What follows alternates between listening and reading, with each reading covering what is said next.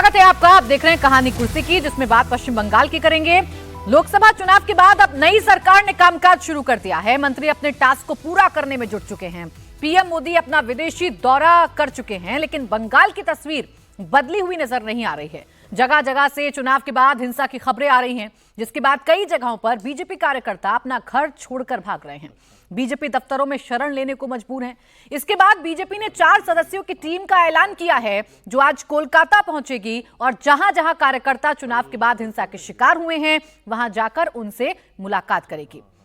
अब आखिर बंगाल में हालात कब सामान्य होंगे, ये एक बड़ा सवाल है। बीजेपी कार्यकर्ता अभी भी डरे हुए हैं। हालात ये हैं कि बीजेपी दफ्तर भरे हुए हैं और एक के बाद एक कार्यकर्ता अपने परिवार के साथ अपना घर छोड़कर बीजेपी दफ्तर में छिपे हुए हैं। हालांकि टीएमसी डिनाइल मोड में है और इसे सब कुछ राजनीति का हिस्सा बता रही है। कैसे सुधरेंगे बंगाल के हालात और कैसे खत्म होगी ये सियासत, राहुल जी, अभी तो यही बड़ा सवाल है। बस देखिए, पश्चिम बंगाल में एक बार ममता बनर्जी की इस बार जिस तरह की जीत हुई है, तो उनका पूरा जो काडर है वो फिर जो है वो जोश में है। और जो बीजेपी कार्यकर्ता हैं जो सुदूर गांवों में बैठते हैं या सुदूर गांवों में रहते हैं, उनके लिए बहुत मुश्किलें हैं। पहले से ही पश्चिम बंगाल में जो राजनीति है वो हिंसा की राजनीति हमने देखी है। वामपंथी दलों के समय से ये राजनीति हिंसा की राजनीति रही है।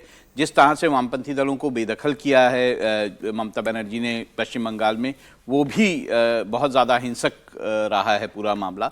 अब जो है बीजेपी और जो टीएमसी है उनके बीच में जिस तरह का कंपटीशन है, जिस तरह का जो राजनीति चल रही है, उसमें भी हिंसा जो है वो अपना पार्ट है। अगर हम पूरे इलेक्शन को देख लें तो पश्चिम बंगाल ही ऐसा राज्य रहा है जहां पे कुछ ना कुछ हिंसक घटनाएं हुई हैं, वरना पूरे देश में हिंसक घटनाएं नहीं हुई हैं, लगभग ना के बराबर हैं।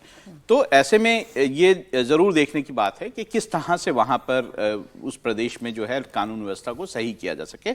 और इसमें केंद्र की भूमिका जितनी है वो अपनी कोशिश करेगा ही, क्योंकि बीजेपी की केंद्र में सरकार है, बीजेपी के ही काडर को प्रॉब्लम वहाँ पे हो रही है। वो तो कोशिश करेंगे ही, चाहे राज्यपाल के जरिए करें या बाकी सब चीज़ों के जरिए करें। लेकिन वहाँ पर जो कोर्ट्स हैं या जो न्यायपालिका है, उसको भी इसको देखना चाहिए कि किस तरह से वहाँ पर जो दहशत का माहौल है उसे न्यायपालिका को देखना पड़ेगा कि वो पुलिस पर इस तरह का दबाव बनाए कि इस तरह का माहौल जो है वो पश्चिम बंगाल में ना रहे। हालात देखिए ना, अपने घर को छोड़कर जाना पड़ रहा है। अपने पूरे परिवार को लेकर बीजेपी दफ्तर में लोग जा रहे हैं। डर का आलम यह है, उन्हें डर है अपनी जान को लेकर, खतरा है हिंसा को लेकर। और देखिए, ये वो 4 सदस्यीय टीम है जिस वक्त आप स्क्रीन पर देख रहे हैं, जो बंगाल दौरे पर जाएगी। ऐसी टीम भेजने से समीर जी कुछ बदलता है या सिर्फ सियासत का हिस्सा होता है? नहीं, मुझे लगता है इससे कोई बहुत फर्क पड़ने वाला है। आप टीम भेजोगे, वो आके राष्ट्रीय अध्यक्ष को रिपोर्ट सौंप देगी, उसके बाद राष्ट्रीय अध्यक्ष क्या करेंगे उस रिपोर्ट का। आपको केंद्र सरकार को देखना चाहिए, भारतीय जनता पार्टी की सरकार है केंद्र में, कि जिस तरीके से बंगाल के अंदर, और बंगाल की राजनीति तो वैसे भी रक्त की रंजित राजनीति का इतिहास रहा है। ममता बनर्जी ने, कम्युनिस्टों ने वहां पर हिंसा की राजनीति की, ममता ने उससे ज्यादा राजनीति हिंसा की और कम्युनिस्टों को बाहर किया, खुद सत्ता पर आ गई। तो ममता की राजनीति ये रही है। इसके पहले तो अभी पश्चिम बंगाल के अंदर पंचायत चुनाव हुए थे, नगर निकाय चुनाव हुए थे, किस तरीके से वहां हिंसा हुई थी, हमें सबने देखा किस तरीके से वहां हिंसा का होता है। हालांकि इस बार केंद्रीय चुनाव आयोग ने बहुत अच्छी कोशिश की थी कि 7 चरणों में बंगाल के चुनाव करवाए थे, जिससे वहां हिंसा कम हो और चुनाव बहुत अच्छे से चुनाव हुए। लेकिन जो प्रदर्शन रहा भारतीय जनता पार्टी का, तो मुझे लग रहा है कि जिस तरह से उत्तर प्रदेश में भारतीय जनता पार्टी को झटका लगा, उसी तरीके से झटका बंगाल के अंदर लगा कि भारतीय जनता पार्टी 12 सीटों पर आकर टिक गई है वहां पर। तो भारतीय जनता पार्टी को उम्मीद थी कि बंगाल में इस बार वो बेहतर प्रदर्शन करेगी। ममता बनर्जी का लगातार जो 2011 से वहां पर जो कार्यकाल रहा है, उसका जो करप्शन का आरोप रहा है, जिस तरीके से वहां पर ममता बनर्जी ने तुष्टिकरण की राजनीति करी है, जिस तरीके से संदेश खाली की घटना घटी थी, उसके बाद भारतीय जनता पार्टी को लग रहा था कि इस बार भारतीय जनता पार्टी वहां बेहतर प्रदर्शन करेगी और सबसे पार्टी बनेगी। लेकिन जिस तरीके से वहां पर भारतीय जनता पार्टी का परिणाम आया है, तो यह बता रहा है कि ममता बनर्जी के कार्यकर्ताओं को अब हिम्मत आ गई है कि हमने अगर भारतीय जनता पार्टी को हरा दिया है, तो अब इनके कार्यकर्ताओं को भी हम जिला और ग्राम स्तर से खदेड़ेंगे।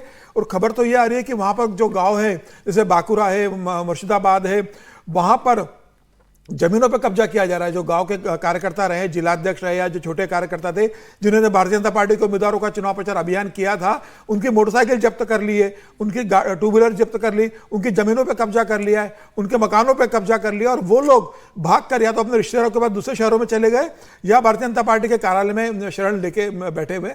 तो यह बहुत दुर्भाग्य की बात है कि बंगाल के अंदर केंद्र में मोदी जी की सरकार है, भारतीय जनता पार्टी की सरकार है, और भारतीय जनता पार्टी के कार्यकर्ताओं को कार्यालय में रहना पड़ रहा है। अगर ऐसी स्थिति रहेगी, अगर भारतीय जनता पार्टी और केंद्र सरकार इस पर कोई कठोर कार्रवाई नहीं करेगी, तो कैसे कार्यकर्ता आपके लिए जमीन स्तर पर काम करेगा? वो अपना घर गंवा रहा है, वो अपनी जमीन गंवा रहा है, उसके ऊपर हमला हो रहा है, और उसके बाद भी वो आपके लिए काम कर रहा है ममता बनर्जी के खिलाफ। तो मुझे लग रहा है कि भारतीय जनता पार्टी को ये देखना चाहिए कि अपने कार्यकर्ताओं को कैसे बचाना है, कार्यकर्ताओं के साथ कैसे खड़े रहना है। हालांकि वहां के गवर्नर साहब का भी मैसेज आया हुआ है कि मैं लगातार मिलने की कोशिश कर रहा हूं, तो मुझे नहीं जाने दिया जा रहा है मिलने के लिए। मैं चाह रहा हूं कि वो राजभवन में आके रुके, तो उनको यहां आने की अनुमति नहीं दी जा रही है। तो राजभवन का और ममता बनर्जी का टकराव अलग चल रहा है, भारतीय जनता पार्टी और ममता बनर्जी का अलग टकराव चल रहा है। अब टीएमसी के कार्यकर्ता और भारतीय जनता पार्टी के कार्यकर्ताओं का 12 महीने 24 घंटे 7 दिन जो टकराव चलता है, वो एक खूनी लड़ाई में वहां पे तब्दील हो गया है। तो मुझे लग रहा है कि अब केंद्र सरकार इस पर दखल ले, गृह मंत्रालय दखल ले, और कोई स्ट्रिक्ट वहां पर डीजी से बात करे, पुलिस अधिकारी से बात करे और सुनिश्चित करे कि चुनाव हो गए, हार जीत होती रहती है, हम हार गए, हमें कोई दिक्कत नहीं, लेकिन कार्यकर्ताओं के साथ हिंसा नहीं होना चाहिए। वो किसी की भी कार्यकर्ता हो, चाहे वो भारतीय जनता पार्टी को चाहे टीएमसी को, चुनाव के बाद इस तरह की हिंसा को स्वीकारोक्ति नहीं देना चाहिए। इस मामले में मुझे लग रहा है गवर्नर को भी देखना चाहिए और गृह मंत्रालय को भी देखना चाहिए। सवाल तो यही है ना कि होने क्यों दिया जा रहा है? अब अपना डेलीगेशन भेज रहे हैं, आपके सांसद जा रहे हैं, लेकिन कदम जो उठने चाहिए, जो सख्ती होनी चाहिए बंगाल में, वो तो नहीं हो रही है, और खामियाजा वो भुगत रहा है संगीत जी, जो आपके लिए ग्राउंड पर उतरकर काम करता है, आपकी पार्टी के लिए मेहनत करता है, आपके वोटर्स को घर से बाहर निकाल कर लाता है। देखिए, कोई मैं ये आज की तस्वीरें जो आ रही हैं, और ख़ास करके जो कल से मैंने सुना है कि भारतीय जनता पार्टी ने 4 सदस्यीय एक टीम भेजने का फैसला किया है, क्या इसका कोई फ़ायदा होने वाला है? क्या इससे कोई बहुत अंतर पड़ने वाला है परिस्थितियों पर? मेरा मानना है इससे कोई अंतर नहीं पड़ेगा। ये टीम जो है वो आने वाले दिनों में एक रिपोर्ट बनाएगी। वो रिपोर्ट जो है उसको लेकर के एक प्रेस कॉन्फ्रेंस होगा। प्रेस कॉन्फ्रेंस में जो है वो उसके बाद सरकार की तरफ से धमकी दी जाएगी कि ये चीज़ें बर्दाश्त नहीं किया जाएगा, हम कार्यकर्ताओं की सुरक्षा के लिए एकदम खड़े हैं। इतनी बात कहने के बाद बाकी सारी चीज़ें जो होंगी थोड़ी बहुत होती रहेंगी और चीज़ें शांत हो जाएंगी। देखिए, पंचायत चुनाव के दरमियान भी जो है वो हज़ारों कार्यकर्ता बाहर करके झारखंड गए थे, आसाम भाग करके चले गए थे, कुछ बिहार भी आ गए थे। फिर जाकर के जो है वो पिछली दफ़ा आप सोच लीजिए कि अर्जुन सिंह जैसा दबंग आदमी, वो आदमी, जीता हुआ आदमी आपका तृणमूल कांग्रेस में लौट जाता है। बाबुल सुप्रियो, जीता हुआ आदमी, सिर्फ मंत्री न बनने के कारण ही वो लौट जाता है, ऐसा नहीं था, और भी कोई कारण थे, वो लौट जाता है तृणमूल कांग्रेस के अंतर्गत। तो ये मानने ये इस निष्कर्ष निकालने में कोई आश्चर्य नहीं होना चाहिए, और किसी को भी नहीं होना चाहिए कि पश्चिम बंगाल में कार्यकर्ताओं के लिए एक दहशत का माहौल है। मैं जानता हूँ ऐसे लोगों को जिन्होंने कहा कि हमारे ऊपर बम फेंकने का धमकी दी गई। मैं जानता हूँ ऐसे लोगों को कि उनके घरों में जो है वो हिंसा करने की धमकी दी गई कार्यकर्ताओं के द्वारा। अब ऐसी स्थिति में उनकी रक्षा करने का दायित्व किसको है? इसकी रक्षा करने का दायित्व भारतीय जनता पार्टी पर आता है। और जब मैं भारतीय जनता पार्टी कहता हूं तो भारतीय जनता पार्टी का जो स्थानीय नेतृत्व है और भारतीय जनता पार्टी का जो केंद्रीय नेतृत्व है, साथ जब केंद्रीय नेतृत्व और स्थानीय नेतृत्व करता हूं तो मूलतः संगठन से जो हुआ। और ये लड़ाई जो है दोनों प्रकार की है। ये लड़ाई जो है वो प्रशासनिक लड़ाई भी है और ये लड़ाई राजनीतिक लड़ाई है। राजनीतिक लड़ाई जो है वो सिर्फ प्रेस कॉन्फ्रेंस कर देने से नहीं होता है। राजनीतिक लड़ाई जो है वो सिर्फ एक डेमोन्स्ट्रेशन कर देने से नहीं होता है।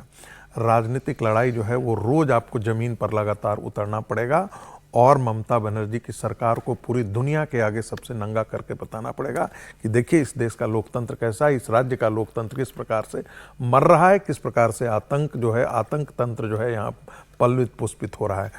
दूसरी बात, भारतीय जनता पार्टी को 356, ठीक है कि ये चीज़ें जो है वो व्याख्या के लिए बड़ा मुश्किल होता है, क्योंकि कहा जाता है कि भाई आप कब 356 आप लागू करेंगे, when there is a complete constitutional breakdown or the failure of the constitutional machinery in the state।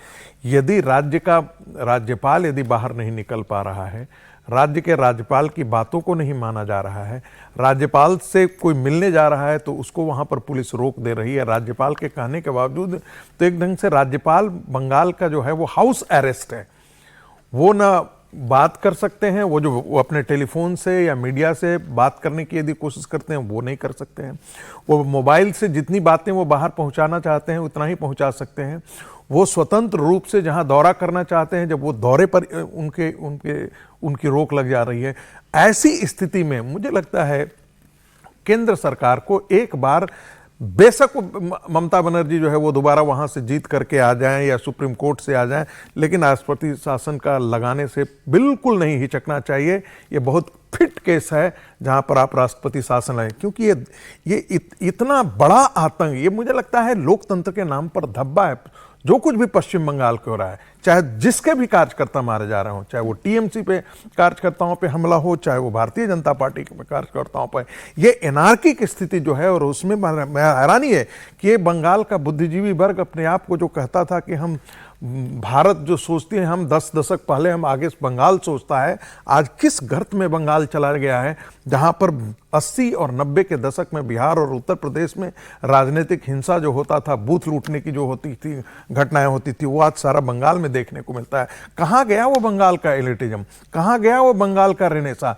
क्या बौद्धिक वर्ग अपने आत्ममंथन करने के लिए तैयार है वहां पर, जो मुख्यमंत्री ममता बनर्जी के लिए सिर्फ इसलिए खड़ा हो जाता है कि वो मुख्यमंत्री और वो ब्राह्मण है, जाति से ब्राह्मण है? मुझे ये लगता है कि ये सोचने की आवश्यकता है, इस पर दृष्टिपात करने की। अभी जो तस्वीरें हम दिखा रहे हैं राहुल जी, ये तस्वीरें देखकर समझा जा सकता है ना, बुजुर्ग महिला चोट के निशान दिखा रही हैं, बीजेपी कार्यकर्ता आंखें पूरी तरीके से लाल हो रखी हैं और अपने पूरे परिवार के साथ हैं। ऐसा नहीं है कि सिर्फ वर्कर को टारगेट किया गया, पूरे परिवार को टारगेट किया जा रहा है।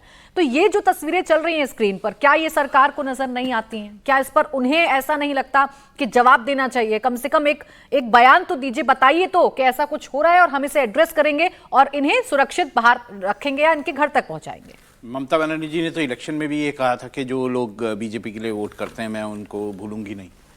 तो ये तो आप मान के चलिए कि ममता बनर्जी इस ओर जो है आंखें मूंदे हुए हैं इस सारी चीज़ों की ओर।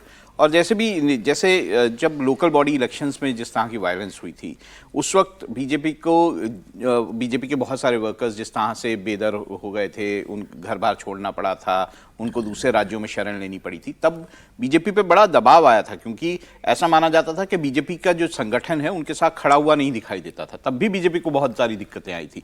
और अब जिस तरह का माहौल है, अगर अब भी बीजेपी जो है वो जो हाथ पे हाथ धरे बैठे रहेगी और केंद्र सरकार हाथ पे हाथ धरे बैठे रहेगी, तो पश्चिम बंगाल, मुझे नहीं लगता कि पश्चिम बंगाल में आने वाले जो भी चुनाव होंगे उसमें बीजेपी के और बुरे हाल। नहीं, भूल जाने चाहिए भारतीय जनता पार्टी को। यदि आप अपने कार्यकर्ताओं के साथ खड़ा नहीं हो सकते और दबंगई के साथ नहीं खड़ा हो सकते, यदि आप उनको संरक्षण नहीं दे जाना चाहें, तो हवाई में ये बातें कर देने के साथ कि हम कार्यकर्ताओं के साथ खड़े हैं, ये बिल्कुल नहीं होना है। आज वही कार्यकर्ता घर में आकर के बैठ जाएगा। कौन अपने राजनेताओं के अपने इच्छा के लिए अपनी जान गंवाने की कीमत देगा? मुझे नहीं लगता है। समीर जी, मुझे लगता है कि ममता बनर्जी प्रदेश के मुख्यमंत्री, चुनाव हो चुके हैं, ममता बनर्जी को बयान देना चाहिए कि भाई सारे कार्यकर्ता अपने घर जाएं, चुनाव हो चुके हैं, उनकी सुरक्षा सुनिश्चित की जाएगी, प्रदेश सरकार सुनिश्चित करेगी। ममता बनर्जी कार्यकर्ताओं से बात कर सकती है। ममता बनर्जी का इससे कद बड़ा होगा, आप मुख्यमंत्री हो, चुनाव हो गए, आप अपने कार्यकर्ताओं को उकसाते हो। अभिजीत बनर्जी जो आपका भतीजा है वो कार्यकर्ताओं को उकसाता है कि भाई जिन्होंने हमें वोट नहीं किया है वो घर से कैसे निकलेंगे, हम देखते हैं। मुझे लग रहा है कि इस तरह की राजनीति किसी भी प्रदेश के लिए, देश के लिए ठीक नहीं है। चुनाव आते जाते रहते हैं, सबको मिलजुल कर रहना है। आज वहां पर पहले कम्युनिस्टों की सरकार थी, आज ममता बनर्जी की सरकार है, कल किसी और की सरकार आएगी। मुझे ऐसा लगता है कि सरकारें आती जाती रहेगी, लेकिन वहां का जो माहौल है वो एक शांतिप्रिय रहना चाहिए। और जिस तरीके से ममता बनर्जी के टीएमसी के गुंडे वहां पर मोटरसाइकिल पर कब्जा कर रहे हैं, बंगाल में पॉलिटिकल टेररिज्म है। और कैसा टेररिज्म है? भारतीय जनता पार्टी ने अपने कार्यकर्ताओं को जो मोटरसाइकिल के चुनाव प्रचार अभियान कर लिए, वो टीएमसी के गुंडों ने छीन ली और वो उससे अपना प्रचार कर रहे थे, और ये बेचारे पैदल पैदल प्रचार कर रहे थे। भारतीय जनता पार्टी अपने कार्यकर्ताओं की दी हुई मोटरसाइकिल तक नहीं छिनवा पाई उनसे।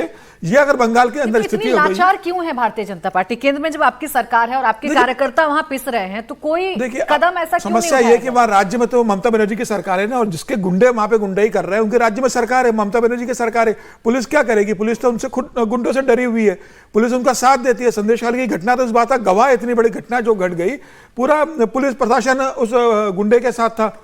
तो मुझे लग रहा है जब संदेश खाली जैसी घटना, इतनी बड़ी घटना जब सामने आई, उसके बाद ममता बनर्जी उसको बचाने की पूरी तरह कोशिश करती रही। जब सुप्रीम कोर्ट की, हाई कोर्ट की फटकार पड़ी, उसके बाद उसको गिरफ्तार किया। तब तक तो सुरक्षित टीएमसी के अधिकारियों के साथ, टीएमसी नेताओं के साथ वो आराम से रह रहा था, इतना बड़ा गुंडा।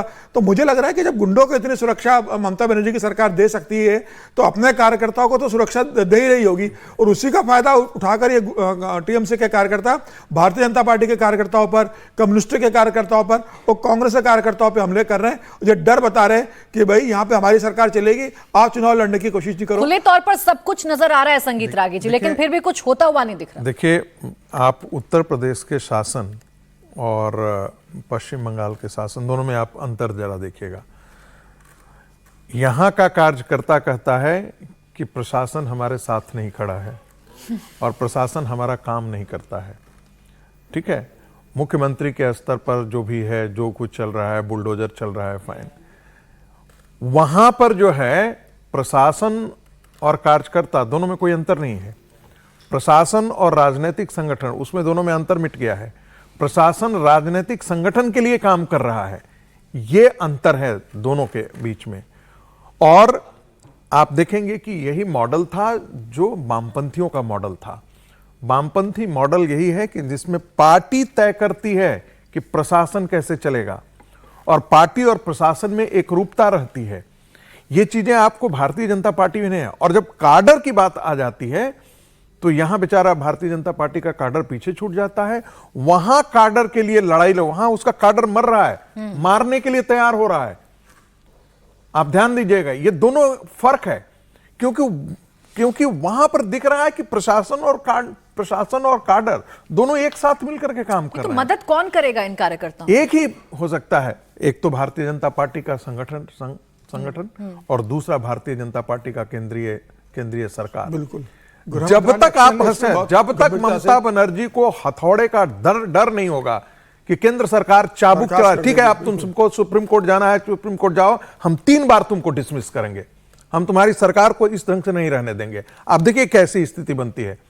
तुमको जाना है जाओ, सुप्रीम कोर्ट लड़ो, जाकर के जाना है लड़ो। केंद्र सरकार जब तक ये राजनीतिक निर्णय नहीं लेकर के आएगी कि नहीं ऐसा आतंक हम जो पॉलिटिकल राज्य को तो सहायता मिल रही है पैसों की, वो रोक दे केंद्र सरकार कि जब तक आप वहां पर आप शांति स्थापित नहीं करोगे हम आपको पैसा नहीं देंगे। 10 दिन के अंदर ममता बनर्जी वहां व्यवस्था ठीक कर देगी। लेकिन अभी खैर मेरे ख्याल से वो तो बिल्कुल ही वो हो जाएगा, फिर राज्य कहेगा कि जो हम कलेक्शन कर रहे हैं आपको नहीं देंगे, तो वो मुझे लगता है वो सारा खराब हो जाएगा। लेकिन हाँ, ये बात जरूर है कि केंद्र को इसमें हस्तक्षेप भी करना चाहिए और अगर जरूरत हो तो राष्ट्रपति शासन का भी इस्तेमाल करना। अब देखिए ये कब होगा, बंगाल में कैसे हिंसा हटेगी, ये बड़ा सवाल है। और फिलहाल जो तस्वीरें आ रही हैं वो भयावह सामने आ रही हैं। कहानी कुर्सी की में आज के लिए बस इतना ही। बहुत शुक्रिया संगीत जी, राहुल जी और समीर जी हमारे साथ जुड़ने के लिए।